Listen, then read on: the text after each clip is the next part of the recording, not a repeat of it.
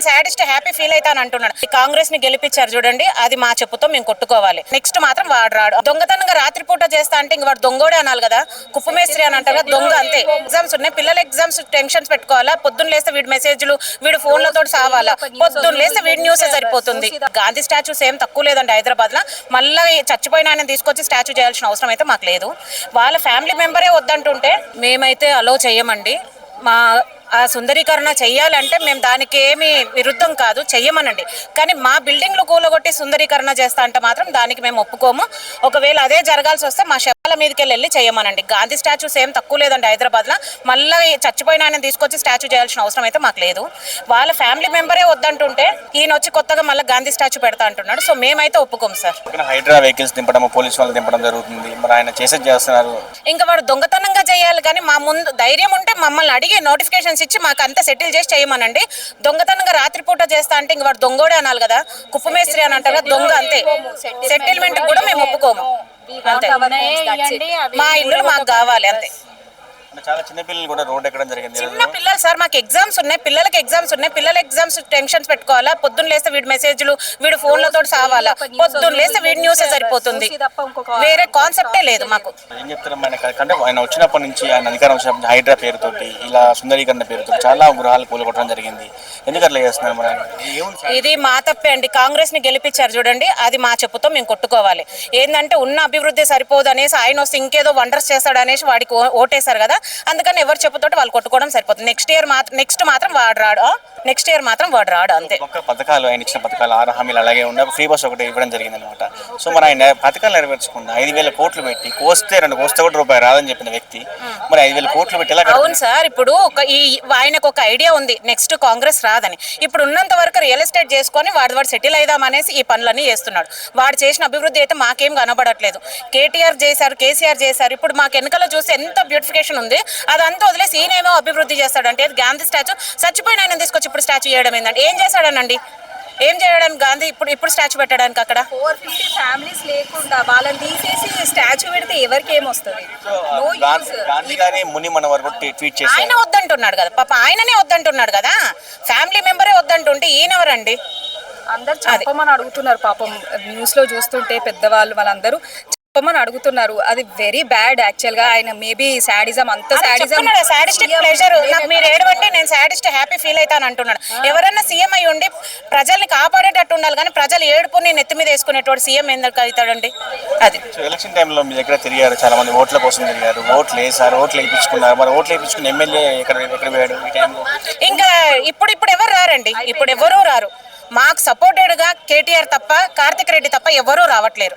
మాకేదో వాళ్ళు ఇప్పుడు వచ్చి వాళ్ళ ఎలక్షన్ కోసం చేస్తున్నారు అని కనీసం మాకు సపోర్ట్ అన్నా చేస్తున్నారు. ఈయనైతే అది కూడా లేదు కదా.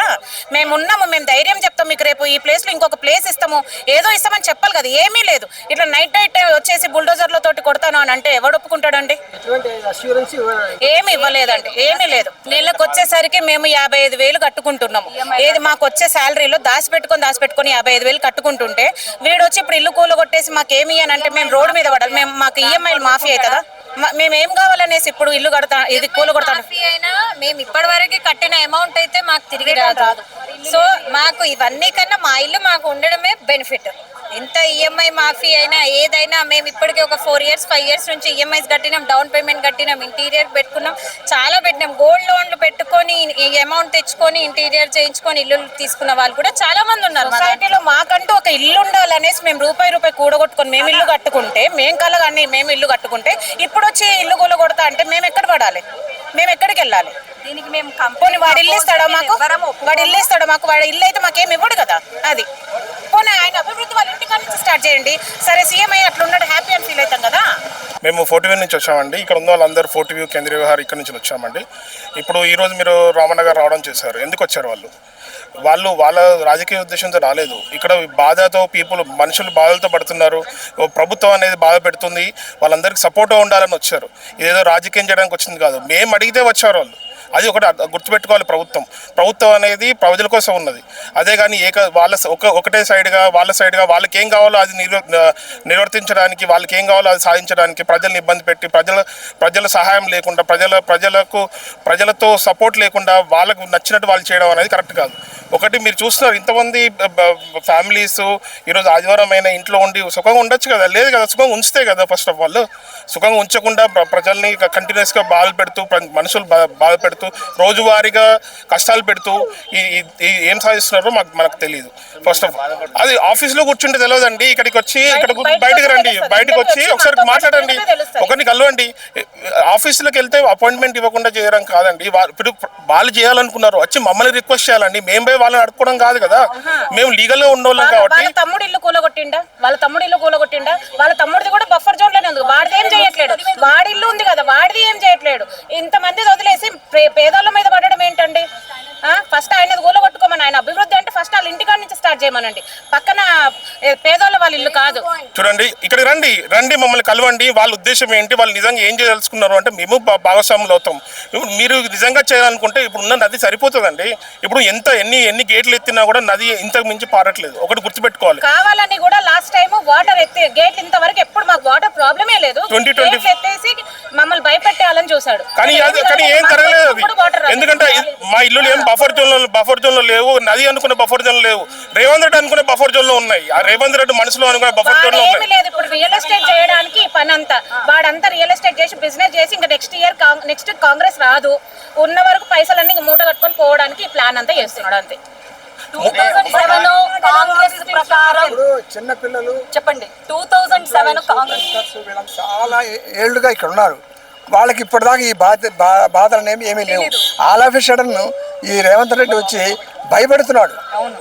పిల్లలు పెన్షనర్స్ అయితే వాళ్ళు కట్టుకున్న మొత్తం డబ్బులన్నీ దీని మీద ఇన్వెస్ట్ చేశారు. మరి ఆ డబ్బులు పోయినట్టే కదా.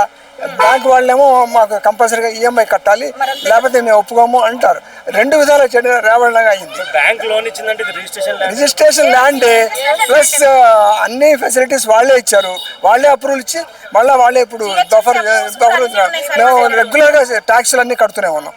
కరెంటు బిల్లు, వాటర్ బిల్లు, మళ్ళీ ప్రాపర్టీ ట్యాక్స్. ఇవి అప్పుడు ఎందుకు అబ్జెక్ట్ చేయరు వాళ్ళు? మీ దాంట్లో బఫర్ జోన్ ఉంది, మేము మీకు ఇవ్వము అని అప్పుడే చెప్పాలి కదా. అప్పుడు చెప్పకుండా అప్పుడు చెప్తే మేము ఎక్కడికి పోవాలి సార్? ఎక్కువగా ఉంటుంది. వాళ్ళు అసలు మమ్మల్ని తొక్కలే కావాలంటే బ్యూటిఫికేషన్ చేసుకోమనండి, మాకు అబ్జెక్షన్ లేదు. ఇప్పుడు ఆయన జైకి గవర్నమెంట్ ఇచ్చాము, బ్యూటిఫికేషన్ చేసుకుంటే చేసుకోమనండి. దాని నుంచి మేము అబ్జెక్షన్ చేయట్లేదు. కానీ ఉన్న దానిలో బ్యూటిఫికేషన్ చేసుకొని ఫ్రెష్ వాటర్ ఫ్లో చేసుకొని బ్యూటిఫికేషన్ చేయమనండి. దానికి మేము చాలా హ్యాపీ ఫీల్ చేస్తాం. అదే సీఎం గారికి మేము రిక్వెస్ట్ చేసి చెప్తున్నాం, మా ఇంట్లో కూలగొట్టాలంటే మా పై నుంచి బండ్లు పోనీయండి. దానికి డిసిషన్ తీసుకుని ఉన్నాం, చావనికి రెడీ ఉన్నాం. నేను తాండూరు సిమెంట్ ఫ్యాక్టరీలో సర్వీస్ చేసి ఇక్కడ ఇల్లు తీసుకున్నాం సార్. నేను ఒక్కొక్కసారి నేను ఎంత హ్యాపీ ఫీల్ అవుతానంటే, సిమెంట్ ఇండస్ట్రీలో పనిచేశాను, ఎక్కడ ఇల్లు చూస్తే కూడా సిమెంట్తోనే ఉంది. నేను అట్లాంటి ఇండస్ట్రీలో పనిచేశాను, నేను చాలా హ్యాపీ ఫీల్ అవుతాను. నేను ప్రతి ఇల్లు సిమెంట్తో ఉంది. అట్లాంటి సర్వీస్ చేసాం దేశం కోసం. హెల్త్ కూడా ఖరాబ్ అయింది, అయినా కూడా పర్వాలేదు.